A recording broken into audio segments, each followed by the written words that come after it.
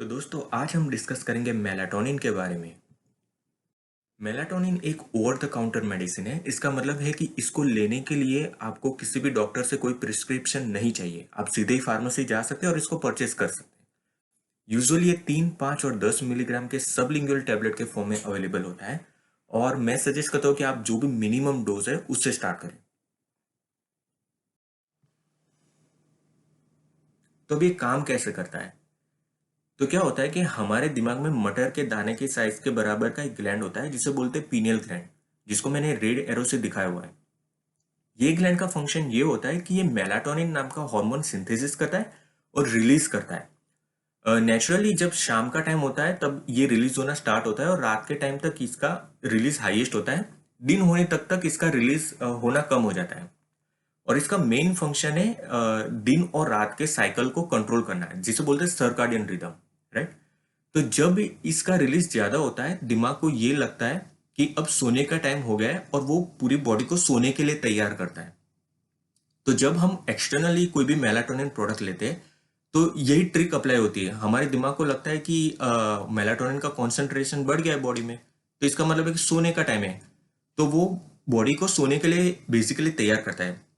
मतलब ये समझना जरूरी है कि इसका डायरेक्ट ही कोई एक्शन नहीं है दिमाग के अदर केमिकल्स में स्लीप इंड्यूस कराने में, बट ये इनडायरेक्टली ही बॉडी को प्रिपेयर करता है स्लीप के लिए।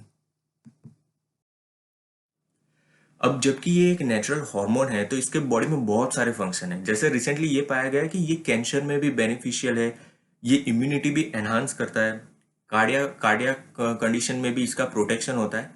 बट ये अभी बेसिक रिसर्च में है। ये जो भी इसके फंक्शन है वो क्लिनिकली जो टैबलेट लेते हैं उससे बेनिफिट होता है या नहीं वो अभी तक प्रूव नहीं हुआ है। तो इसका जो मेन एप्लीकेशन है वो आज की तारीख में स्लीप को एड करने के लिए, और वो भी बिकॉज ऑफ सर्काडियन रिदम में जो डिस्टरबेंस आ जाता है, जो दिन रात के साइकिल में डिस्टरबेंस आ जाते हैं उनकी वजह से। जैसे कि जेट लैग हो गया या फिर वो जो नाइट शिफ्ट करते हैं और उनको रिकवर होना है नाइट टाइम से डे डे टाइम के लिए, तो उसी के लिए ये मेनली यूज होता है। बाय इटसेल्फ ये इंसोमिनिया यानी कि नींद की प्रॉब्लम के लिए कोई ट्रीटमेंट नहीं है।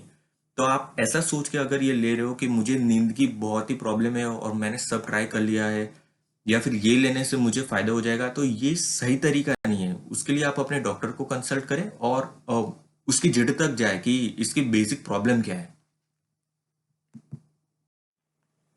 आप अपने सोने का जो भी टाइम डिसाइड किया है उससे 1 या 2 घंटे से पहले एक टैबलेट ले ले, ताकि जब तक सोने का टाइम हो चलेगा दिमाग से नेचुरली भी मेलाटोनिन प्रोड्यूस हो जाएगा और दोनों की कंबाइन इफेक्ट आएगी।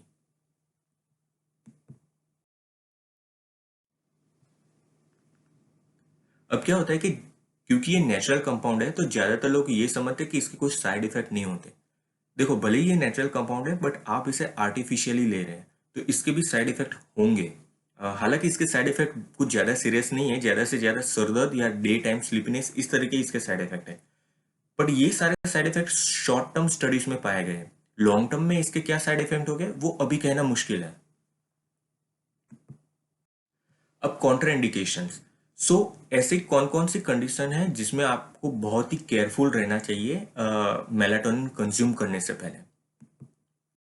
पहला, अगर आप कोई भी तरह के ब्लड थिनर, वारफारिन या एस्पिरिन, क्लोपिडोग्रेल ऐसी कोई मेडिसिन भी लेते हैं तो आपको बहुत ही केयरफुल रहना चाहिए, क्योंकि ये पाया गया है कि मेलाटोनिन खुद भी ब्लड क्लॉटिंग का टाइम है वो स्लो कर देता है।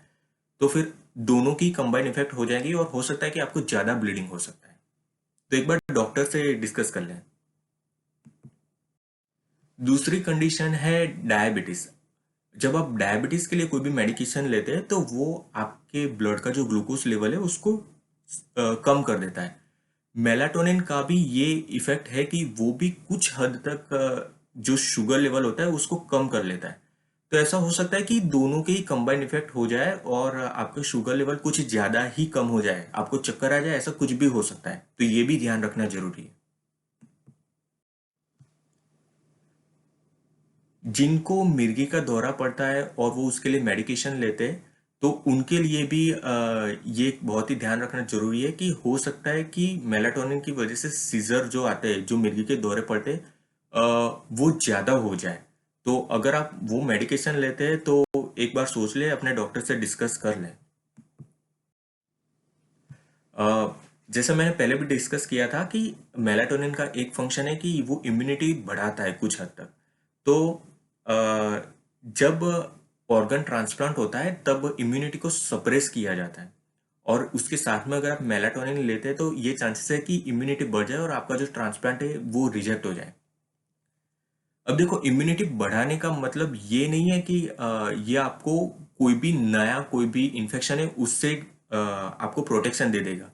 जैसे कि ये मत सोच लेना कि अगर मैंने ये मेलाटोनिन ले लिया तो मुझे कोरोना से प्रोटेक्शन मिल जाएगा। उसके लिए पूरा अलग मैकेनिज्म होता है। अब mainly during pregnancy and lactation, so ये पाया गया है कि जो मदर की बॉडी में नेचुरली ही मेलाटोनिन जो रिलीज होता है वो बेबी के ग्रोथ को अफेक्ट करता है।